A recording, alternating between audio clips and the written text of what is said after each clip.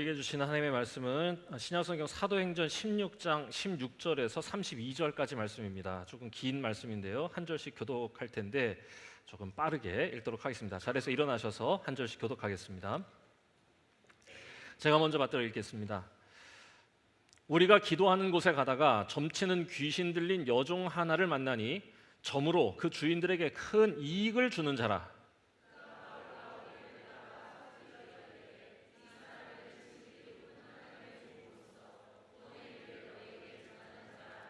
이같이 여러 날을 하는지라 바울이 심히 괴로워하여 돌이켜 그 귀신에게 이르되 예수 그리스도의 이름으로 내가 내게 명하노니 그에게서 나오라 하니 귀신이 즉시 나오니라.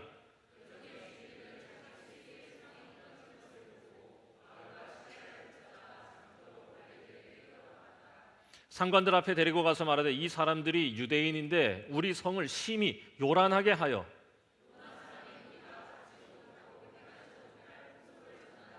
무리가 일제히 일어나 고발하니 상관들이 옷을 찢어 벗기고 매로 치라 하여 그가 이러한 명령을 받아 그들을 깊은 옥에 가두고 그 발을 착고에 든든히 채웠더니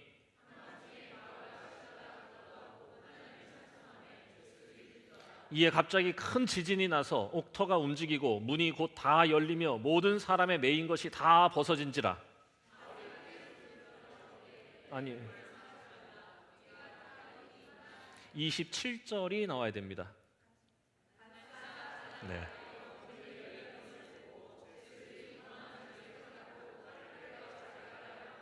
바울이 크게 소리질러 이르되 내 몸을 상하지 말라 우리가 다 여기 있노라 하니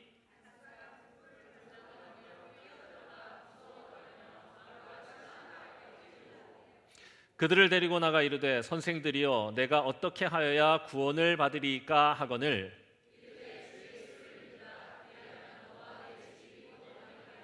함께 읽습니다.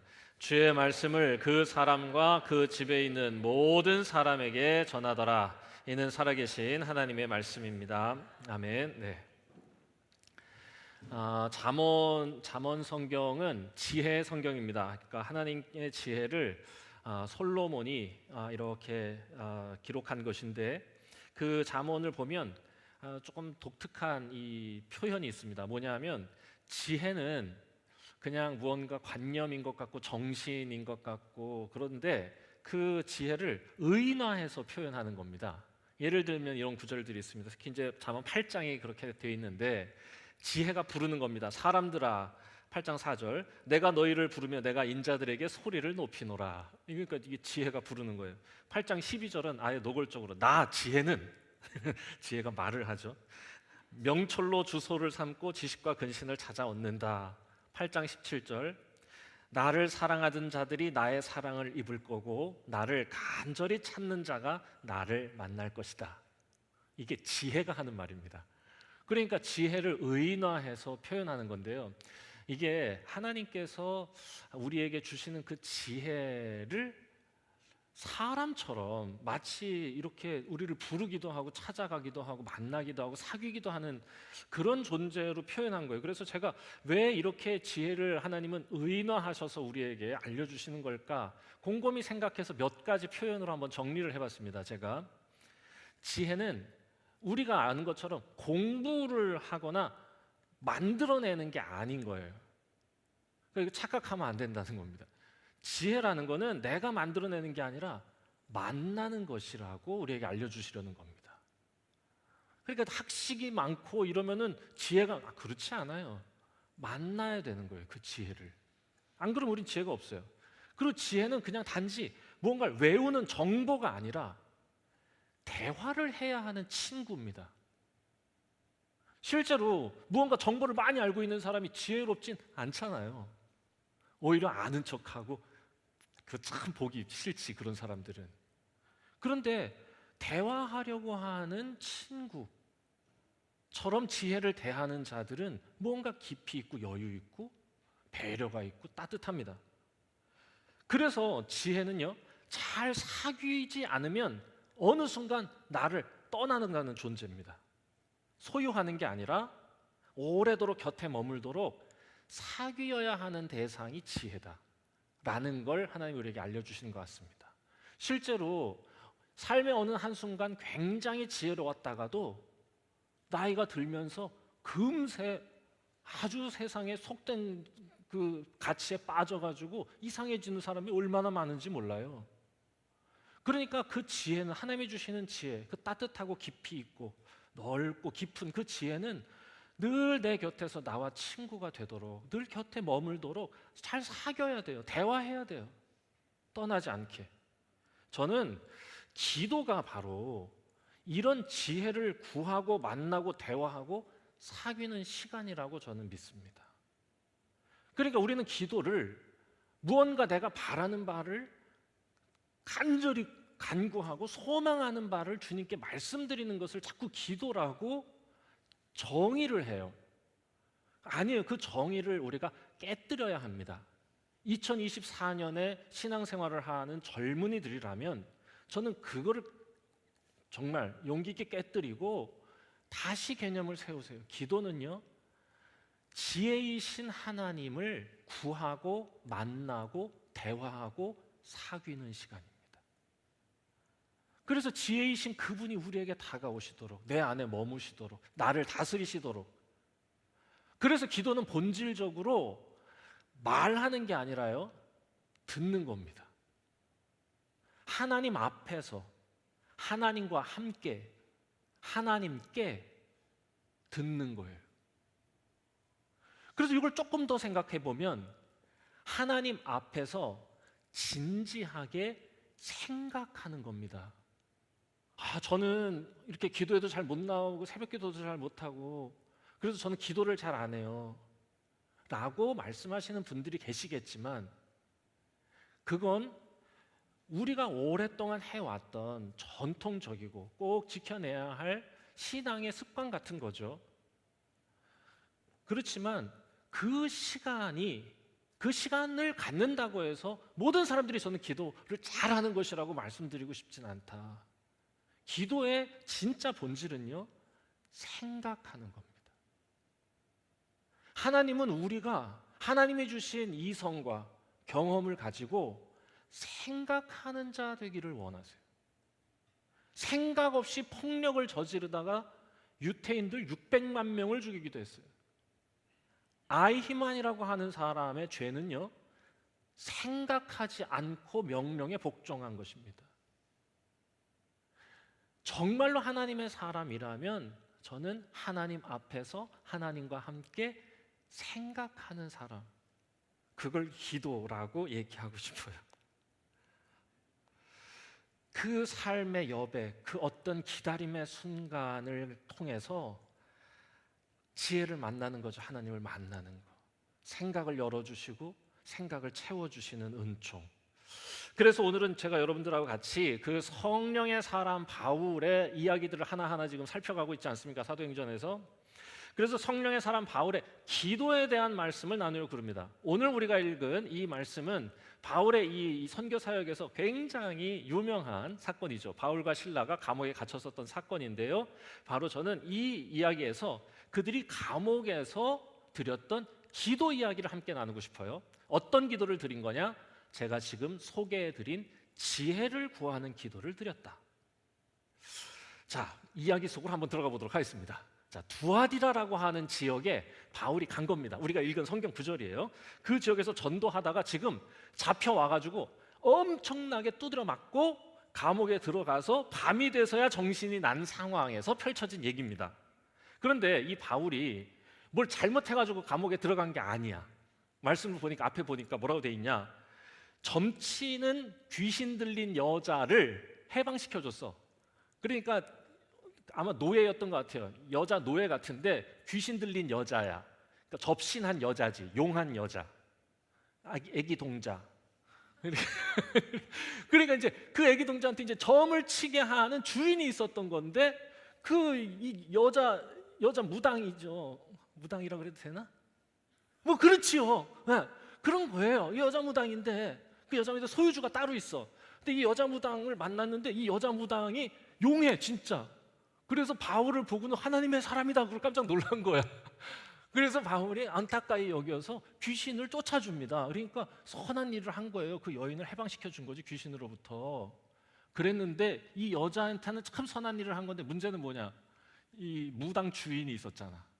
무당 주인이 이 무당 때문에 돈을 제법 벌었는데 돈을 못 벌게 된 게 너무 화가 나가지고 복수하듯이 왜 네가 내 재산에 손대 이러면서 바울을 모함을 해가지고 그래서 잡혀 들어간 상황입니다. 자, 굉장히 억울하죠. 억울하고 이해할 수 없는 겁니다. 하나님의 일을 하는 거고 하나님의 영광이 온 세상에 편만하고 그 귀신 들린 여종에게도 예수 그리스도의 복음을 꼭 알려주고 싶어서 그냥 했던 건데 정말로 하나님이 주신 마음이고 맡겨주신 사명 잘 감당한 건데 죽도록 얻어 터지고 눈탱이 밤탱이 되고 정신을 못 차리고 거의 기절했다가 밤이 돼서야 지금 눈을 뜬 상황입니다. 진짜 억울한 거죠. 자, 그런데 오늘 얘기가 바로 여기서부터 이제 시작된 거예요. 눈을 떠서 정신을 차리고 이들이 이 바울과 실라가 가장 먼저 한 일이 뭐냐라고 소개하고 있느냐. 뭐죠? 가장 먼저 한 일이 기도하고 찬송한 것입니다. 그러니까 눈탱이 밤탱이 되고 막 온몸이 막 온몸이 멍이 들었어. 몸도 못 움직여 지금 막 이러고 이러고 다 팔 다리 다 잠겨 있고 이런 상황에서 합니다. 25절 한밤중에 바울과 실라가 기도하고 하나님을 찬송하며 그 감옥에 있던 죄수들이 다 듣더라. 어떤 기도를 드렸을까? 굉장히 궁금합니다. 그래서 어떤 분들은 저를 나가게 해 주실 줄로 믿습니다. 이미 탈출한 줄로 믿습니다 라고 기도했을 거다. 왜냐하면 결국 탈출하게 되니까요. 지금 나가게 되니까 아마 그렇게 기도했을 거라고. 그래서 기도하면 하나님은 응답하신다 이제 이런 식으로 이거를 전개하시려고 하시겠지만 저는 그렇게 기도하지 않았다고 생각해요. 자, 그 근거가 뭐냐? 만약에 바울이 저 억울하게 지금 감옥살이 하고 있어요. 나 지금 맞았는데 하나님 저 반드시 하나님께서 해방시켜 주시고 이 감옥에서 나가게 하실 줄로 믿습니다. 만약 이렇게 기도했더라면 감옥 문이 열렸을 때 바로 찬송하면서 도망갔을 겁니다. 왜냐하면 기도의 응답이니까요. 그런데요, 당황해요. 그렇게 기도하지 않았다는 뜻입니다. 도망하지 않았어요. 여러분, 이 바울과 실라의 기도는요, 내가 바라는 당장 내가 필요한 것을 하나님께 구하는 그런 간절한 간구의 형태는 아니었던 게 분명합니다. 아마도 저는 이 기도가 하나님 앞에서 하나님과 함께 진지하고 깊이 있게 생각하는 시간, 기다림의 순간, 지나온 자신의 삶과 오늘 나의 상황 속에 여전히 나에게 맡겨주신 나를 사용하신 하나님에 대한 감사의 기도가 아니었을까. 그래서 제가 생각하기에는 아마도 그곳에서 이 찬양을 불렀을 것 같아요. 어떤 찬양이냐? 찬양을 한다는 게 더 놀랍잖아요. 기도하는 건 어느 정도 이해가 되는데 찬양. 그래서 어떤 찬양일까 그러다 찬송가 이렇게 하다가 제가 좋아하는 찬송가가 생각이 났어요. 내 영혼이 은총 입어 중한 재짐 벗고 보니 슬픔 많은 이 세상도 천국으로 화하도다. 실은 3절을 계속 불렀을 것 같습니다. 3절 높은 산이 거친 들이 초막이나 궁궐이나 내 주 예수 계신 곳이 그 어디나 하늘나라 내 주 예수 계신 곳이 그 어디나 하늘나라. 아마 이거 계속 불렀을 겁니다. 그러니까 그 감옥에 있었던 사람들이 계속 듣는 거야. 쟤는 계속 노래하네. 잘 못하는 것 같다 얘가. 너 자꾸 플랫 난다. 뭐 이러면서 아마 들었을 것 같아요. 그러다가 갑자기 지진이 난 겁니다. 이게 굉장히 중요한 사건입니다. 지진을 달라고 해서 지진이 난 게 아니고 갑자기 지진이 나요. 그리고 지진이 나면서 옥문이 다 열려.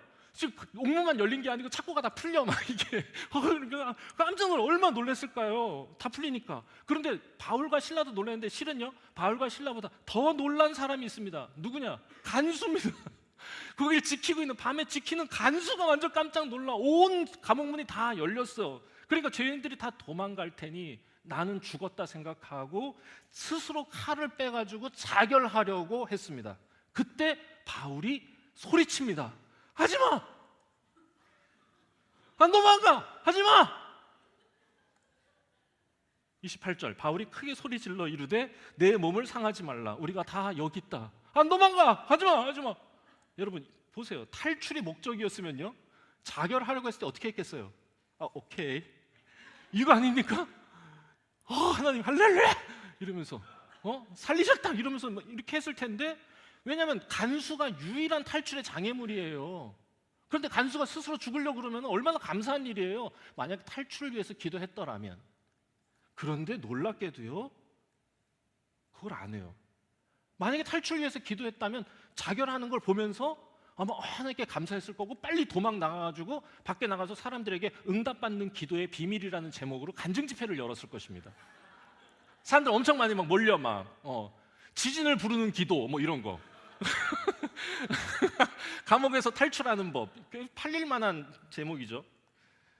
그런데요, 그의 기도는 탈출을 시켜달라는 요구가 아니었다는 겁니다. 그저 이곳에서도 나와 함께 하시는 하나님, 나를 사용하시는 하나님에 대한 감사죠. 하나님 앞에서 생각한 거죠. 생각. 절망에 빠지지 않는 것. 나의 인생에 하나님이 역사하신 걸 기억하고, 그리 아니하실지라도 내가 하나님께 감사합니다라는 기도와 찬양을 드렸겠죠. 여러분, 얼마나 지혜롭고 얼마나 아름답습니까? 이게 정말 기도의 능력이란 이런 게 아니겠습니까? 기도의 능력은 내가 원하고 바라고 소망한 바가 이루어지는 게 아니라, 어떤 상황 속에서도 흔들리지 않는 평안, 그 깊은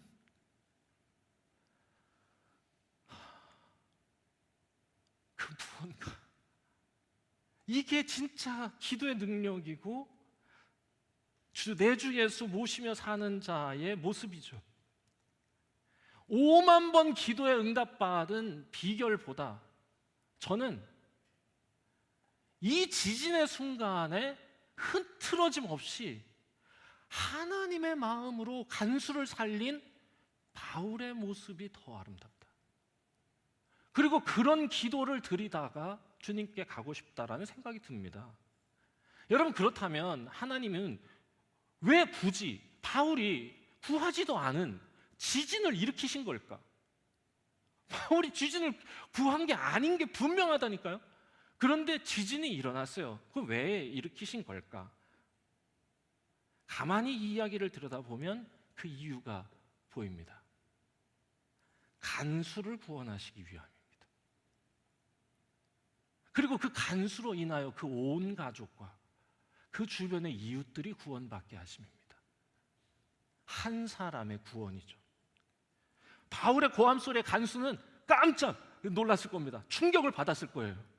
왜 충격을 받은 거냐? 그 목소리가 커서도 아마 그랬을 텐데, 아니, 내가 죄수의 손에 죽기 전에 내가 스스로 자결하려고 그런 겁니다. 죄수의 손에 무섭게 죽느니 차라리 내가 멋지게 죽겠다, 이렇게 하려고 칼을 딱 뺀 건데, 오히려 그 죄수의 고함 소리를 듣고 자기가 살아난 것 때문에 놀란 겁니다. 그게 너무 신기한 거죠. 제가 나 죽일 줄 알았는데 제가 날 죽인 게 아니고 날 살린 거죠. 그리고 그 고함 소리가 이 간수의 잠자던 영을 일깨웠다, 저는 생각해요. 하지마! 안 가! 도망 안 가! 라고 하는 이거 솔직히 예상 답안이 아닌 거야. 너무 당황스러운 소리를 딱 듣는 순간, 뭐지? 잠자던 영이 깨어났어요. 그래서 이 간수는요, 더 이상은 지진이 난 거, 옥문이 열려서 이 죄수들이 도망가, 그런 게 더 이상 그의 관심이 아니에요. 이 간수가 그 다음에 어떻게 하냐? 그 소리 지르는 바울 앞으로 이렇게 다가갑니다. 마치 온 세상의 시간이 멈춘 것처럼 바울 앞에서 아마 바울을 쳐다봤을 겁니다. 이렇게. 이런 미친놈이 다 있나?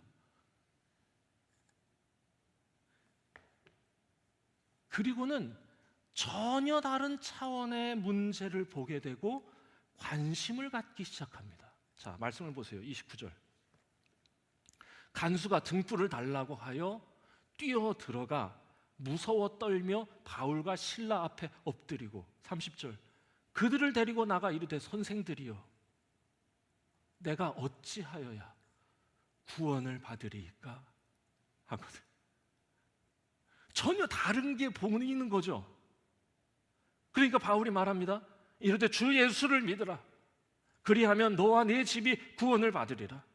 여러분, 주제의 대전환입니다.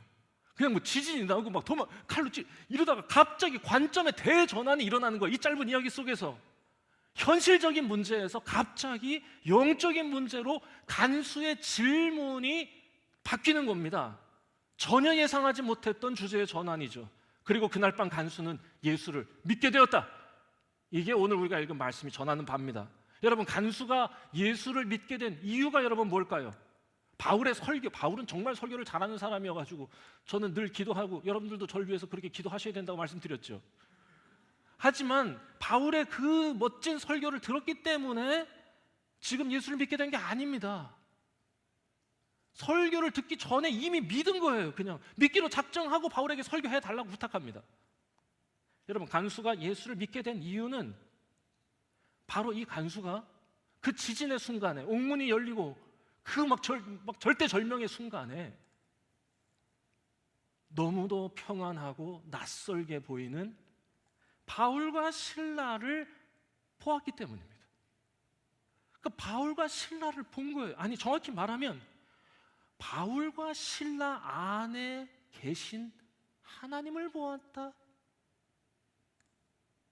혹은 바울과 신라 안에 있는 어떤 충만한 기쁨, 평안, 확신을 보았다라고 말할 수 있겠습니다.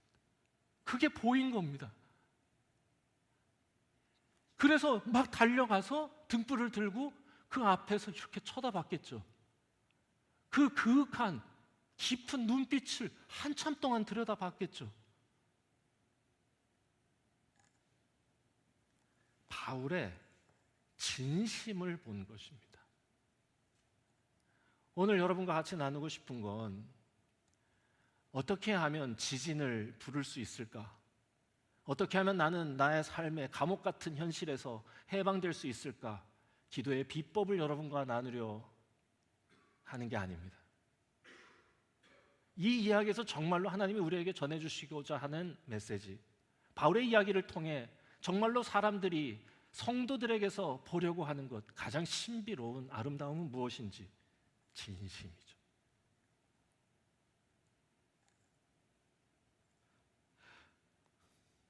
하나님을 향한 그 진심을 그 간수가 보았기 때문에 거기에 감동을 했고 물은 겁니다. 저는 어떻게 해야 당신처럼 구원받을 수 있겠습니까? 라고 묻는 거죠. 여러분, 바울이 기적을 위해 기도했기 때문에 지진이 일어난 게 아니에요. 그냥 바울은 하나님께 진심이었을 뿐입니다. 참되고 진실한 마음. 바울은 그저 바울이 해야 할 일을 그 감옥에서도 한 겁니다. 하나님께 기도하고 하나님께 찬송하고. 그때 하나님은 하나님의 일을 하신 겁니다. 기적을 베푸시고 간수의 영혼을 깨우신 거죠. 여러분, 우리가 할 일은 뭐냐? 기적을 만들기 위해 꿈꾸고 그걸 하나님께 간구하는 게 아니고 그냥 나의 하루하루에 하나님 앞에 진심을 다하는 겁니다. 하루하루 충만한 삶을 이루며 살아가는 겁니다.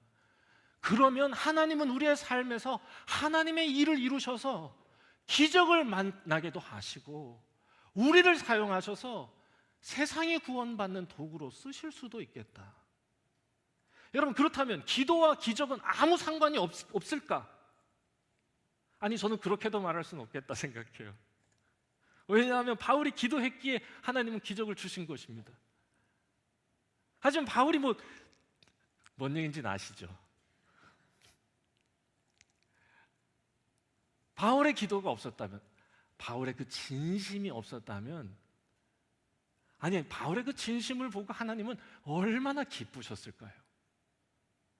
그리고 하나님은 바로 그 순간 다 모든 것이 준비되었다.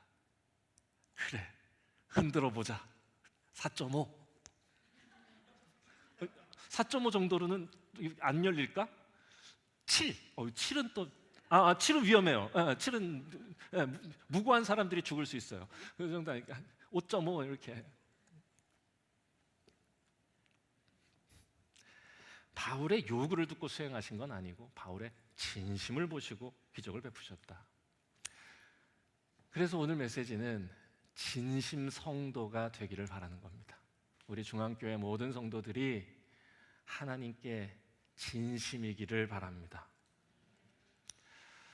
제가 대학 세미나 같은 데를 이렇게 다니다가 어느 대학에 이런 그 자기네 학교 소개를 막 이렇게 하는데 너무 이게 인상 깊어가지고 단번에 외워버린 그 학교의 슬로건이 있어요. 어느 학교인지 지금 잘 기억이 안 나는데 얼마나 기억에 남았는지 제가 화면도 준비해 왔습니다. 보여주세요. 진심이래요. 그런데 자기네는 진심을 이렇게 표현한답니다. 참진의 진심, 진실되고 참된 마음. 그러니까 진실되고 참된 마음을 가진 성도가 되는 것. 가만히 또 생각을 더듬다가 다할 진짜 진심. 야, 끝까지 최선을 다하는 진심 성도. 이것도 괜찮죠? 나아갈 찐 진심. 머물지 않고 안주하지 않고 끊임없이 주 안에서 그리스도의 장성한 분량에까지 성장하려는 마음. 됐습니다. 진심을 가지고 하나님 앞에 머무는 우리가 되는 거죠. 말씀을 정리하겠습니다. 여러분, 사람들은 설교를 듣고 예수 믿지 않습니다. 강의를 듣고 책을 읽어서 예수 믿지도 않습니다. 사람들은 성경을 읽기 전에 저는 성도를 읽는다 생각합니다. 성도를 읽고 예수께 나오는 거죠. 실제로 그 유명한 20세기 유명한 이 저술가 C.S. 루이스라고 하는 사람이 있어요. 기독교 변증가인데 C.S. 루이스가 어떻게 이 예수를 믿게 되느냐? 그 친구 톨킨이라고 하는 친구가 있어요. 맨날 같이 동네에서 사귀던 친구인데 엄청 똑똑한 친구였죠. 그런데 그 톨킨의 30년이 넘는 신실함과 진실함, 그의 성실함을 보고 예수 믿게 되는 겁니다. 여러분, 우리 감리교의 이 첫 창시자인 요한 웨슬리 목사님, 이분이 언제 진짜 예수님을 믿고 회심하게 되냐? 배를 타고 가는데 그 배에 폭풍을 만나요. 그 배가 막 폭풍이 일어서 다 죽게 생긴 판이었는데 그때 모든 사람이 다 두려워가지고 울고불고 난리가 난 상황에 놀랍게 그곳에서 찬양하고 기도하는 무리들을 봤어요. 모라비안 교도들이었습니다. 기독교인들이에요. 근데 그 사람들이 거기에서 막 노래하고 막 이렇게 하는 거예요. 왜 여러분 그 예전에 이거 뭐지 이거? 타이타닉에도 보면은 마지막 순간에 막 이렇게 노래하고 이렇게 하는데, 근데 실제 막 그 배에서 17세기에 그 배에서 사람들이 막 찬양하고 기도하는 사람들 이렇게 보면서 오늘하고 똑같은 일이 벌어진 거죠. 그들의 눈을 가만히 들여다봤을 겁니다. 설명할 수 없는 깊은 평안을, 그들 안에 계신 하나님을 그제서야 보게 되고, 평생을 기독교인으로 아버지가 목사님이고 자기도 그렇게 살아왔는데 전에는 알 수 없었던 압도적 신비에 사로잡힌 거죠. 그리고 정말로 나는 예수를 믿었다 고백합니다. 저는 우리를 보고 예수님을 세상이 알게 되면 좋겠습니다. 그러기 위해서 우리 가까이에 계신 하나님, 우리 눈 속에 담긴 하나님이 부디 그들에게도 보이면 좋겠습니다. 그러기 위해서 우리가 어떻게 해야 되냐? 하나님 앞에서 하나님과 함께 하나님께 듣고 구하고 대화하고 그분의 지혜를 만나는 겁니다. 사귀는 것입니다. 여러분의 기도 생활이 여러분의 욕망에 사로잡혀서 하나님이 뒷전되지 않았으면 좋겠습니다. 그래서 오히려 훈련하셔야 된다. 하나님 앞에서 진지하게 생각하는 거예요. 그러면 생각으로 말을 걸어오시고 나에게 지혜로 찾아오셔서 내 마음의 평안을, 내가 헤쳐나갈 길을, 능히 이겨낼 용기를 주시는 것을 만나게 되겠죠. 비로소 그제서야 세상이 우리를 통해 하나님을 보게 될 겁니다. 그렇게 하나님께 진심이기를, 그래서 세상이 우리를 읽고 예수님 믿게 되기를. 자, 오늘 우리 함께 찬양하겠는데 우리 찬양팀 나와서 우리에겐 소원이 하나 있네 이 찬양하겠는데, 하나님 우리를 참된 교회, 참된 성도 되게 해주셔서 우리를 복음의 도구로, 생명의 창으로 우리를 사용하여 주십시오. 우리가 예배할 때도 진심으로, 기도할 때도 진심으로, 우리가 항상 주님 앞에서 뜨거운 마음으로, 진실한 마음으로 살게 해주십시오. 우리 이런 찬양입니다. 함께 찬양하도록 하겠습니다.